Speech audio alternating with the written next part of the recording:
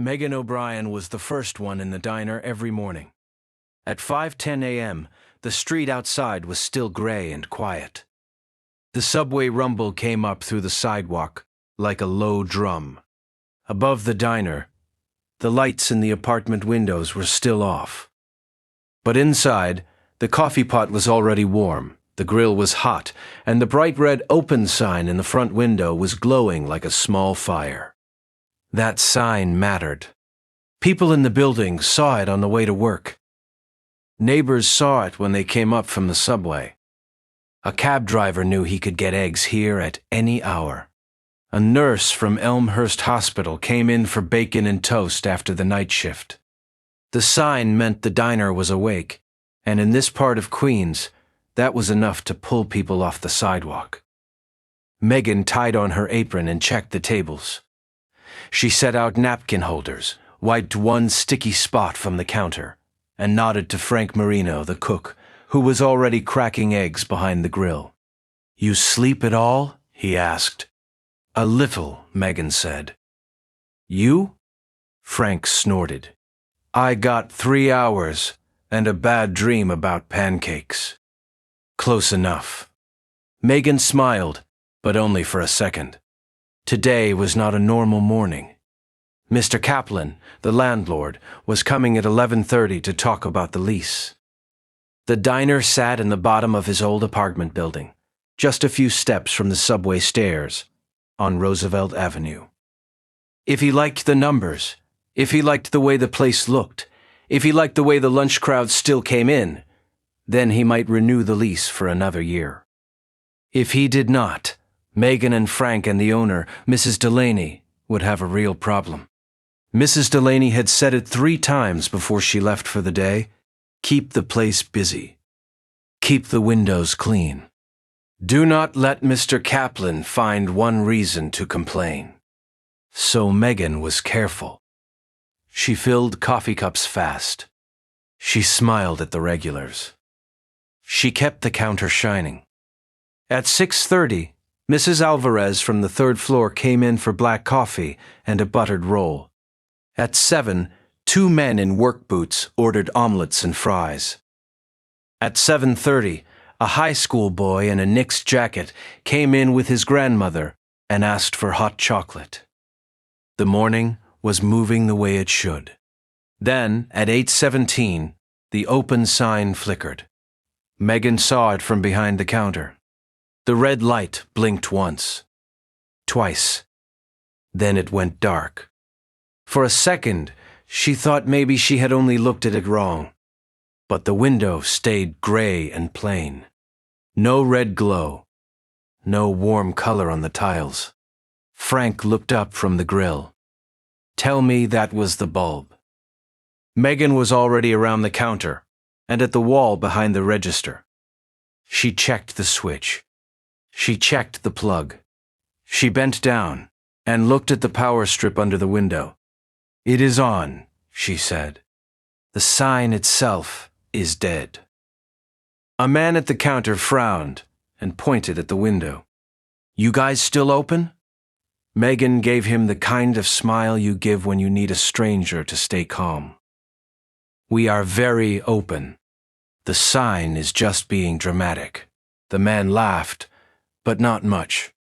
Outside, 2 people coming up from the subway stairs slowed when they saw the dark window. One looked in. The other kept walking. Frank came over with a paper towel in one hand. Maybe the fuse blew.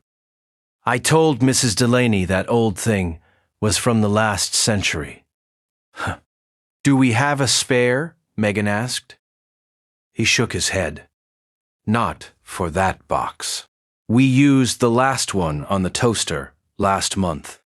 Megan looked at the dead sign, then at the clock over the soda shelf. 8:25. Mr. Kaplan would not come until late morning, but that did not make this easier. If the sign stayed dark, fewer people would come in from the street. A diner with no open sign looked closed, even if the door was wide open and the coffee was hot. She took one fast breath. "I need a fuse." Frank rubbed the back of his neck. There's a hardware shop by the 61st Street station. Maybe they have one. Then I'm going there.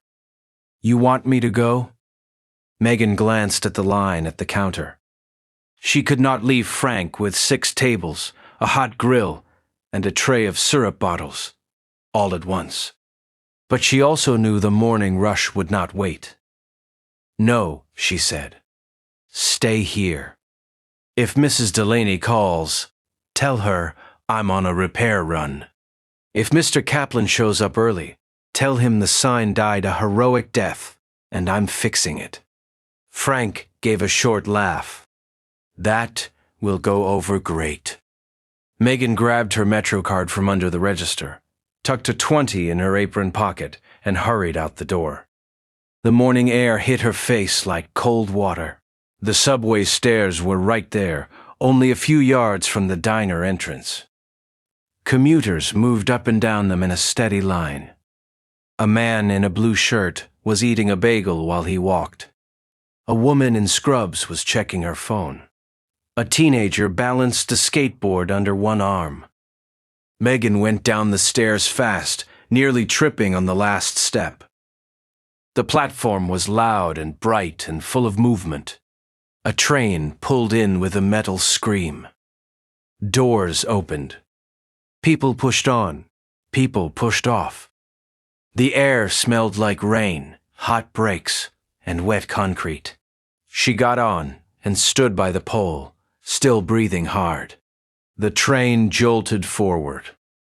Queens slid past in flashes. Brick walls, laundromats, a mural of a violin, a row of food trucks, and then another station with people running for the doors. At 61st Street, she jumped out and turned the corner to the hardware shop. The store was narrow and crowded, with bins of screws, wires, paint rollers, and old house keys hanging in the front window. A small bell rang when she walked in. Behind the counter stood a man with gray hair and thick glasses. His name tag said R.A.J. He looked up at Megan's apron and said, "You need something fast." "A fuse for an old diner sign," Megan said. "Red, open sign." It blew this morning. Raj nodded like he had heard this story before. What size? Megan had no idea. Small? Round? Old? Raj gave her a patient look. That narrows it down to half the city. She let out one short, frustrated breath. I know. I'm sorry. I just need the right one. The sign is dead, and my landlord is coming before lunch. That got his attention. Raj stepped out from behind the counter and led her to a shelf in the back. He opened a drawer with little labeled boxes inside. He checked a card, then another. 3-amp ceramic fuse, he said at last. Used in older signs, some kitchen gear, old lights. If this is not it, you can come yell at me later. Megan took the small white fuse in her hand. It looked almost too plain to matter. A tiny piece of glass and metal, worth a whole morning. How much? $5. She paid fast, thanked him twice, and hurried back to the station. The train platform was more crowded now. A new wave of commuters had arrived, and the next train was running late. Megan checked the time on her phone. 9:02. Not terrible, but not good either. When the train finally came, she squeezed into a car with a man in a suit, a boy with a cello case, and 2 women carrying grocery bags. At first, the ride moved quickly. Then the train slowed hard between stations and stopped. Megan looked up. A voice came over the speaker. We are being held momentarily by signal traffic ahead. Thank you for your patience. A few people groaned. Megan stared at the dark tunnel wall outside the window. No light. No sign. No way to make the train hurry. The man in the suit checked his watch.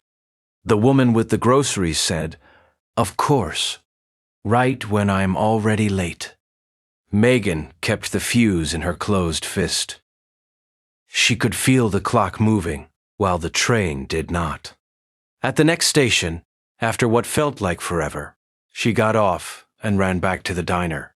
By the time she reached Roosevelt Avenue, the sun had come out in a thin, weak way, but the street still looked damp. A delivery truck was parked badly by the curb. A woman with a stroller was waiting for the light to change. The subway stairs spit out another crowd of riders, and some of them were already looking for lunch.